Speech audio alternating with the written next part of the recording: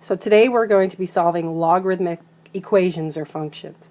So we're going to be given a log and you have to actually solve and get an answer for x or y or whatever. So here is a reminder of three exponential equations and solving them. So take a second and solve them, and we'll be right back. So this is the three different types of equations with exponents that we went through recently. The first one, this is just if you have 2 to the 4th equals x, well then, x is 16. Right? Yeah, and then number 2, if you have anything x to any exponent, you can just flip the exponent.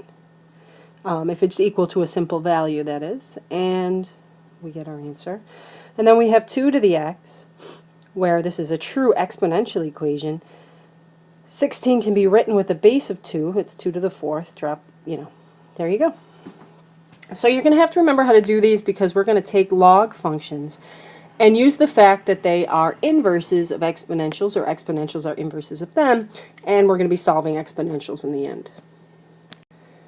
Okay, the first thing that you have to realize, one more time, is log functions are the inverse of an exponential function. So those two pieces are important to realize. And a log function is actually an exponent, and it's messed up, but it follows all the exponent rules. So the logs are the exponent. So if we look here, if this is an exponential, we have our base, we have our exponent, and we have our n. See this exponent? That's the log. So the log is equal to that e. The base is simply the base, and the value goes right there, what it's equal to. So sometimes it goes from ben to beni. A lot of people use a switch where you do, this is your base, like that, and then it equals n. The base, b is the base, and then the n comes next, and then the e. However you want to think about it, I don't get the little swirly things, but a lot of people do. What helps me the most is knowing that the exponent, the log, is equal to the exponent. The base, we use the same word here, the base to the e exponent. Here this is log base e, base b. So if we just want to switch them around a little practice, I'll do the first couple for you, and you try these. So looking for it here, this is the base, this is the exponent, so I know this is going to be log base 6, and it's going to equal y. So this x goes here. Okay, so it's log base 10 of x equals y.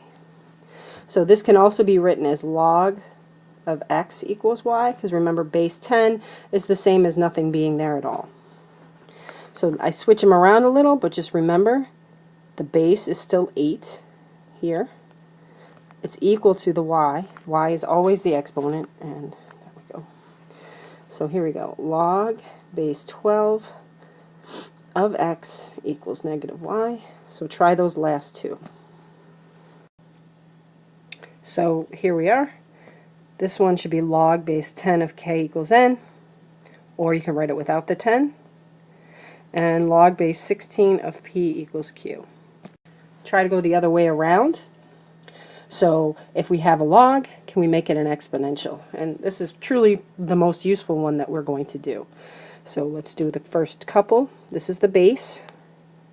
The log is equal to the exponent, and that's equal to the value. So 8 to the x equals y. 6 to the x equals y. Okay, try it. Okay, so a quick note. Notice that if I have a log, this is a log equation. When I write the exponential, the log is gone.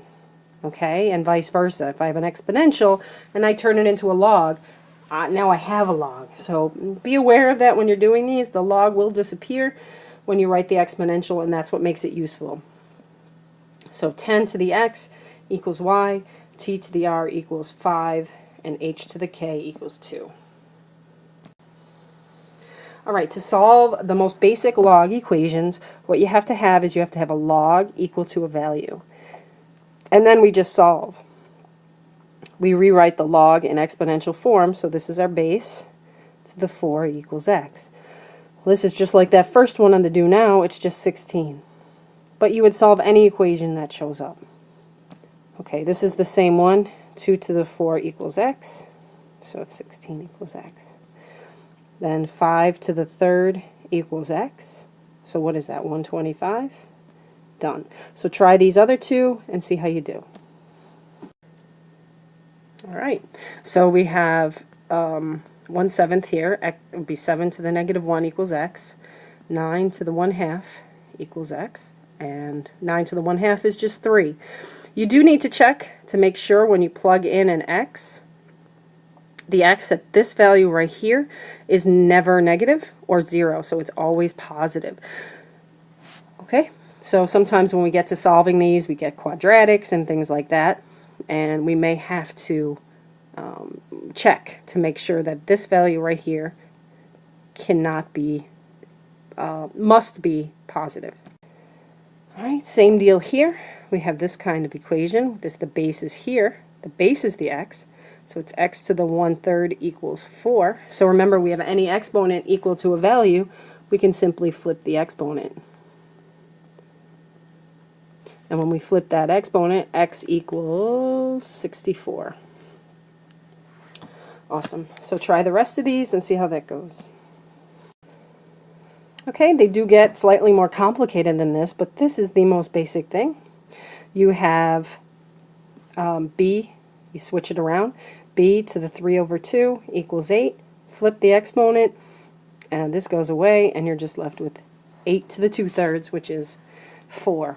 This one you got b is equal to 2. Remember, when you flip it, the sign stays, so this is -5, this is -1/5. So 2, and this one right here is 32.